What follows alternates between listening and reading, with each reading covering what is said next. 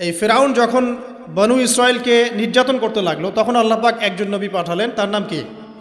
মুসা আলাইহিস সালাম।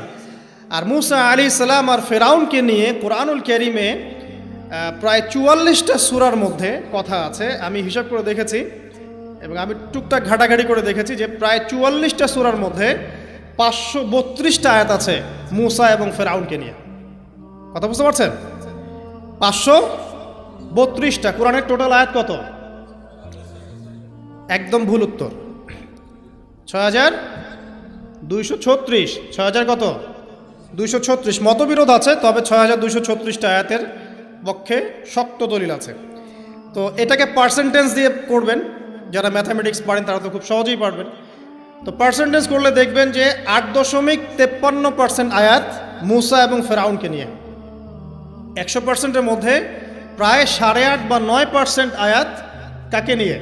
মুসা এবং ফেরাউনকে নিয়ে। এমনি এমনি তো আল্লাহ পাক এই কাজটা করবেন না নিঃসন্দেহে। এই ঘটনার মধ্যে যে শিক্ষাগুলো আছে এটা আমাদের জন্য সবচেয়ে বেশি ইম্পর্টেন্ট। এই জন্য এত বেশি আয়াত নাজিল করা হয়েছে। কোরআনের যে কোনো সূরা খুলবেন দেখবেন মুসা আর ফেরাউন, মুসা আর ফেরাউন। কী কারণ? এমনি এমনি নিঃসন্দেহে শেষ জামানে আমরা যারা বাস করব তাদের জন্যে এই ঘটনার মধ্যে বিশাল কিছু শিক্ষা আছে। শিক্ষাগুলো আমরা ইনশাআল্লাহ আজকে জানব। তো এখন মুসা আলাইহিস সালাম এই ফেরাউনের যুগে জন্ম লাভ করলেন। তবে ফেরাউনকে জ্যোতিষীরা বলেছিল আগেই যে ওই শাম দেশ থেকে একটা আগুন আসছে যে তোমার সিংহাসনকে পুড়িয়ে ফেলবে। এর ফলশ্রুতিতে ফেরাউন যেটা করলো, সমস্ত পুত্র সন্তান যারা হতো এদেরকে তারা জবাই করে হত্যা করত। তো যখন জনগণ বলল যে কাজটা খুব খারাপ, প্রতিবাদ শুরু হলো, তখন 1 বছর গ্যাপ দেওয়া শুরু করলো। 1 বছর মারবে, আরেক বছর রাখবে, আরেক বছর মারবে, আরেক বছর রাখবে। যেই বছর মারলো না সেই বছর জন্ম লাভ করলো মুসা আলাইহিস সালামের ভাই হারুন আলাইহিস সালাম। ঠিক আছে, উনিও কিন্তু নবী ছিলেন। আচ্ছা, আর যে বছর মারার কথা সেই বছর জন্ম লাভ করলেন মুসা আলাইহিস সালাম। এখন আমি খুব শর্ট করে বলছি, অনেক ডিটেলস বলতে গেলে 3টা বেজে যাবে, আজকে আসরও হতে পারে। তো এখন যে বছর মারার কথা সেই বছর জন্ম লাভ করলেন মুসা আলাইহিস সালাম। এখন মুসা আলাইহিস সালামের মা কিন্তু তখন খুব শঙ্কিত, ফেরাউন তার সন্তানকে হত্যা করবে। আল্লাহ রাব্বুল আলামিন কোরআনের মধ্যে বলেছেন সূরা কাসাসের মধ্যে। কোন সূরা? সূরা কাসাস। আমি 2টা সূরার নাম বলছি, আজকে বাসায় গিয়ে পড়বেন। এই 2টা সূরার মধ্যে সবচেয়ে বেশি হিস্ট্রি আছে মুসা এবং ফেরাউন এই বিষয়টার উপরে। একটা সূরার নাম হচ্ছে সূরা তাহা, এখানে সুন্দর করে ধারাবাহিকভাবে গল্পটা দেওয়া আছে। আর একটা সূরা হচ্ছে সূরা কাসাস। এই 2টা পড়বেন অর্থসহ। তো মুসা আলাইহিস সালামের মায়ের হৃদয়টা খুব শঙ্কিত ছিল যে তার সন্তানকে হত্যা করে ফেলা হবে। আল্লাহ রাব্বুল আলামিন বলছেন যে আমি তার কলবে ইলহাম করলাম। সুবহানাল্লাহ। আল্লাহ পাক তার মায়ের কলবের মধ্যে ইলহাম, মানে কি? ইলহাম হচ্ছে আল্লাহর পক্ষ থেকে প্রত্যাদেশ না, ওহী না, কিন্তু একটা বুঝ বা একটা নূর, একটা তাজাল্লি, একটা বসিরা ঢেলে দেওয়া। এটা কিন্তু নবুয়ত না, একটা কাজের চেতনা বা দৃঢ়তা আল্লাহর পক্ষ থেকে ঢেলে দেয়া। তার মায়ের কলবের মধ্যে আল্লাহ রাব্বুল আলামিন ইলহাম করলেন যে তুমি তোমার সন্তানটাকে সিন্দুকের মধ্যে ভরে ভাসিয়ে দাও নীল নদে। এখন তার মায়ের কলব, তার মায়ের হৃদয় ছটফট করতে লাগলো, কারণ কোনো মাই তো চাইবে না তার সন্তানকে এভাবে ভাসিয়ে দিতে। আল্লাহ পাক বলছেন যদি না আমি তার হৃদয়টাকে শক্ত করতাম তাহলে সে বিচলিত হয়ে পড়তো। আল্লাহ পাক তার হৃদয়টাকে শক্ত করলেন, সে বিচলিত হলো না, সন্তানকে ভাসিয়ে দিল। এবার সন্তান ভাসতে ভাসতে ভাসতে কোথায় যাচ্ছে? যেখানে ফেরাউনের স্ত্রী গোসল করছে। কথা কি বুঝতে পারছেন? খুব চমৎকার হিস্ট্রি কিন্তু গল্পটা। এবং গল্প মানে এখানে আসলে গাল গল্প না, এগুলো সত্য ঘটনা। এক একটা বর্ণ তেমন সত্য যেমন সূর্য পূর্ব দিক থেকে ওঠে এবং পশ্চিমে ডোবে, এটা যেমন সত্য, এর এক একটা বর্ণ সত্য। এগুলো কোনো গাল গল্প নয়। এবার ফেরাউনের স্ত্রী আসিয়া সে সিন্দুক পেয়েছে। মুসা আলাইহিস সালামকে আল্লাহ পাক বলছেন যে আমি মুসা আলাইহিস সালামের চেহারার মধ্যে মোহাব্বত বা ভালোবাসা ঢেলে দিয়েছিলাম। তার চেহারা যেই দেখতো তাকে ভালোবাসত। বুঝছেন? ভালোবাসা ঢেলে দিয়েছে। এবার ফেরাউনের স্ত্রী আসিয়া, এখানে আসিয়া নন, অন্য একজন স্ত্রী হয়তো, তিনি বলছেন যে ফেরাউনকে বলছে যে একে আমরা আমাদের কাছে রেখে দিই, হয়তোবা সে আমাদের উপকারে আসবে, অথবা তাকে আমরা সন্তান হিসেবে গ্রহণ করতে পারি। লা তাকতুলুহু, তাকে হত্যা করো না। আসা আন ইয়ানফা'না আও নাত্তাখিযাহু ওয়ালাদা, এরকম করে আল্লাহ পাক বলেছেন কোরআনে। তো ফিরআউন তার স্ত্রীর কথা শুনলো এবং তাকে না হত্যা করে রেখে দিল। আর আল্লাহ রাব্বুল আলামিনের কি কৌশল, ওয়া মাকারু ওয়া মাকারাল্লাহ, যেই মূসাকে হত্যা করার জন্য বছরের পর বছর হাজার হাজার শিশুকে হত্যা করা হয়েছে, সংখ্যাটা লাখ লাখও হতে পারে, সেই মূসা আলাইহিস সালামকে আল্লাহ পাক ফিরআউনের ঘরেই লালন পালন করতে লাগলেন। চিন্তা করলেন। এবার মূসা আলাইহিস সালাম যখন যুবক হলেন, আমি সংক্ষিপ্ত করছি, যখন যুবক হলেন তখন একদিন দেখলেন যে রাস্তায় দুজন ব্যক্তি ঝগড়া করছে, সূরা কসসের মধ্যে আছে, ফাইটিং, স্ট্রিট ফাইট। তো একজন ব্যক্তি হচ্ছেন বনু ইসরাইলের, আরেকজন হচ্ছে ফেরাউনের সেনাবাহিনীর। এখন মূসা আলাইহিস সালাম কার পক্ষ নেবেন? তিনি বনু ইসরাইলের পক্ষ নিলেন। তিনি গিয়ে তাকে বাঁচানোর চেষ্টা করলেন এবং শুধু একটা ঘুষি দিয়েছেন, ফাওয়াকাযাহু, একটা ঘুষি, ফাকাদা আলাইহি, এবং এই একটা ঘুষিতেই সেই ব্যক্তি ডেড। এটা কোরআনে আছে, সূরা কসস। তার মানে কোরআন দলিল দিচ্ছে যে মানুষের বডিতে এমন এমন পার্টস আছে, এমন এমন জায়গা আছে যেখানে একটা ঘুষি মারলেও মানুষ মারা যেতে পারে। কি বুঝলেন? যারা মার্শাল আর্ট শিখেছেন বা শিখছেন তারা এটা আরও ভালো বুঝবেন। মানুষের এই বডিতে এমন অনেকগুলো জায়গা আছে, 7টা বা 8টা বা 10টার মতো, যেখানে একটা ঘুষি দিলেও মানুষ মরতে পারে। সো ভালো কিছু শিখলে, ঠিক আছে?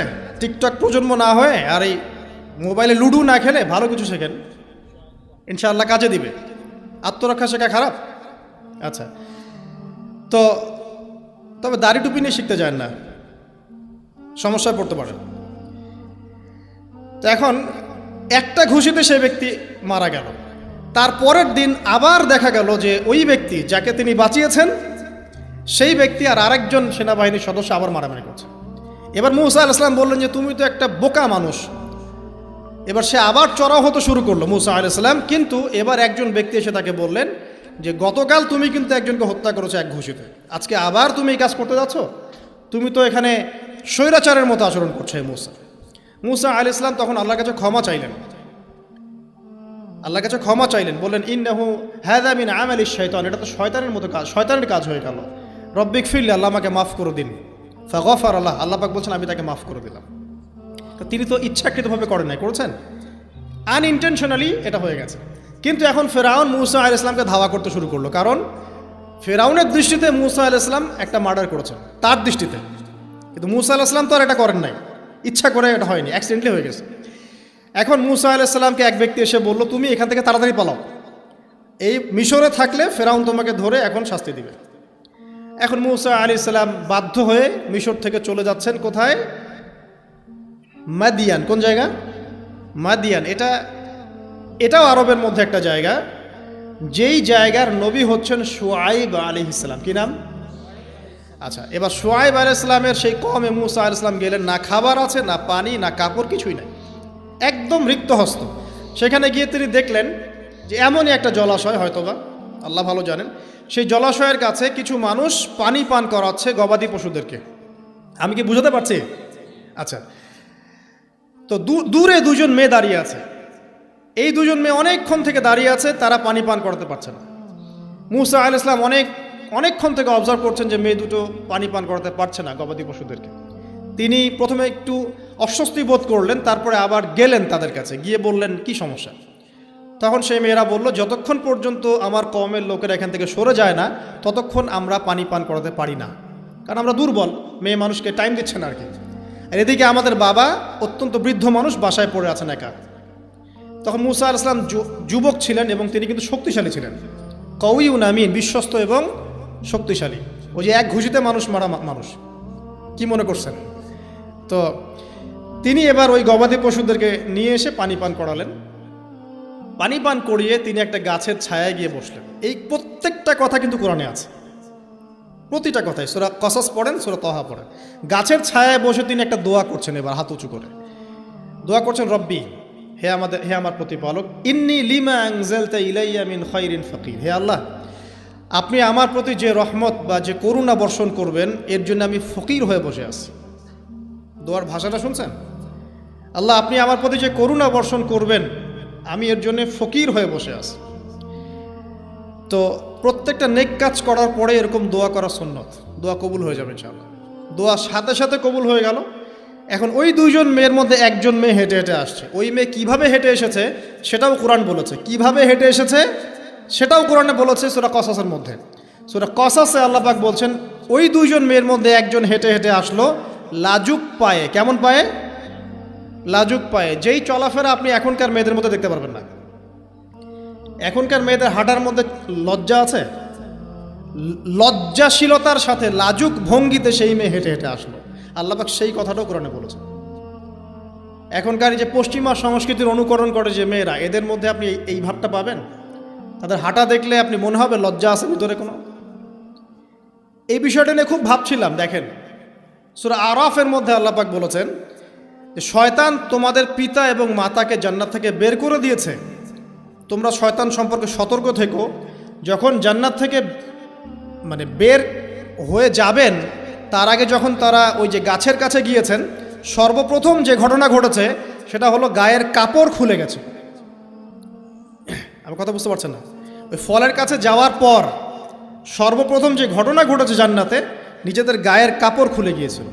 এরপরে গাছের ছাল এবং গাছের যে বড় বড় পাতা জান্নাতের, এগুলো দিয়ে তারা লজ্জাস্থান ঢাকা শুরু করেছিলেন। এটাও কোরআনে আছে।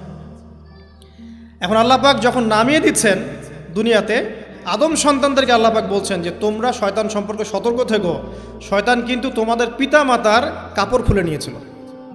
কথা বুঝতে পারছেন? এখন খেয়াল করে দেখেন যে কাপড় খুলে নেওয়া দরকার হচ্ছে না, মানুষ অটোমেটিক কাপড় খুলে দিচ্ছে। কথা কি বুঝতে পারছেন? মনে করে একটা এক্সাম্পল দিই, আল্লাহ না করুক, ধর এই মাঠের মধ্যে 1 লক্ষ মানুষকে জড়ো করে এই মাঝখানে শহীদ মিনারের কাছে যদি আপনাকে কেউ জোর জোর করে 10 জন মানুষ ধরে কাপড় খুলতে চায়, আপনার কেমন লাগবে? চিন্তা করেন, পুরুষ হিসেবে চিন্তা করেন, মহিলা কথা বাদ দেন। আপনি তো পুরুষ, আমাদের কি ভালো লাগবে? আমাদেরকে যদি বলে যে মেরে ফেলবো অথবা কাপড় খুলতে হবে, কোনটা নিবা? আপনি বলবেন হয়তো মারে ফেল, তাও ভালো, তাই না? তাহলে ওই মানুষদের কথা চিন্তা করেন যারা ইচ্ছায় স্বেচ্ছায় লক্ষ লক্ষ মানুষের সামনে কাপড় খুলে ফেলছে। কেউ বাধ্য করছে না, কোনোভাবেই কেউ বাধ্য করছে না, নিজের ইচ্ছায় পুরুষ না নারী কাপড় খুলে ফেলছে। মিউজিক ইন্ডাস্ট্রি বলেন, ফিল্ম ইন্ডাস্ট্রি বলেন, এই যে এখনকার যে শোজগুলো বলেন, হাওয়ায় তো মারতেছে দেশ এখন, তাই না? তো এই যে বিষয়গুলো দেখছেন, গেট আপ, ড্রেস কোড, মানুষ কি এটাকে জোর করে খুলে নিয়েছে গা থেকে? ইচ্ছা করে খুলে দিয়েছে। তাহলে এদের অবস্থান চিন্তা করেন যে এদেরকে কার সাথে তুলনা করবেন আপনি? এখন যদি বলেন পশুর সাথে, আমি বলবো তুলনা ঠিক হয়নি, কারণ কোনো পশুও নগ্ন চলে না। চলে? কোনো পশু নগ্ন চলে না। তুলনা একটা জাতির সাথে করতে পারেন। ওই যে ব্রাজিলের আমাজন জঙ্গল আছে, ওখানে দেখবেন কিছু কবিলা আছে যারা সমাজ থেকে টোটালি ডিটাচড, জানে না কাপড় কেমন করে পরতে হয়, সভ্যতা কি, সংস্কৃতি কি, ন্যায় কোনটা অন্যায় কোনটা। ওদের গেট আপগুলো দেখবেন, এদের গেট আপগুলো দেখবেন সেম। তাহলে এদের আদর্শ কোথায়? আল্লাহ পাক সূরা আরাফে বলছেন শয়তান থেকে সতর্ক থেকো, তোমাদের পিতা মাতার কিন্তু তারা কাপড় খুলে ফেলেছিল শয়তান, তোমাদের কাপড় যেন শয়তান খুলতে না পারে, আল্লাহ পাক সতর্ক করেছেন। আর এখন আপনি খেয়াল করে দেখবেন, জোর করে না, স্বেচ্ছায় মানুষ কাপড় খুলে ফেলছে, এবং তারা পুরুষ না নারী। তো যে জায়গায় আসছিলাম, ওই মেয়ের হেঁটে আসাটা আল্লাহ রাব্বুল আলামিন ব্যাখ্যা করেছেন। সেই মেয়ে, 2 জন মেয়ের 1 জন মেয়ে হেঁটে হেঁটে আসছে মূসা আলাইহিস সালামের কাছে লাজুক ভঙ্গিতে, লজ্জায় মুখ নত করে, লজ্জাশীলতার সাথে এসে বলছেন যে আমার বাবা আপনাকে ডাকছে। তার বাবাকে? শুআয়ব আলাইহিস সালাম, আমার বাবা আপনাকে ডাকছে। এবার তিনি গেলেন শুআয়ব আলাইহিস সালামের কাছে, গিয়ে তার কিসসা বা কাহিনীটা বললেন। শুআয়ব আলাইহিস সালামও কিন্তু একজন নবী এবং জবরদস্ত নবী। বলে রাখি, শুআয়ব আলাইহিস সালামের কওম সর্বপ্রথম সেই কওম যাকে ভূমিকম্প দিয়ে ধ্বংস করা হয়েছিল। সর্বপ্রথম পৃথিবীতে ভূমিকম্প দিয়ে যে কওমকে ধ্বংস করে দেওয়া হয়েছে সেটা হচ্ছে শুআয়ব আলাইহিস সালামের কওম। আর 3টা বড় বড় ভূমিকম্প আমাদের সামনে অপেক্ষা করছে শেষ জামানায়। 3টা হবেই, একটা পৃথিবীর পশ্চিম দিকে, একটা পৃথিবীর পূর্ব দিকে। আর পূর্ব দিক বলতে কিন্তু আমাদের দিক, Indonesia, Malaysia, Bangladesh, Pakistan, Sri Lanka, India, এই পুরো জায়গা হচ্ছে পূর্ব দিক। আর পশ্চিমা সভ্যতা তো বোঝেন পশ্চিম কোন দিকে। আর একটা হবে পৃথিবীর মাঝখানে। মাঝখান কোনটা? এই যে জাজিরাতুল আরব, এখানে একটা হবে। এটা হবেই। কোনো বিজ্ঞানী ঠেকাতে পারবে না।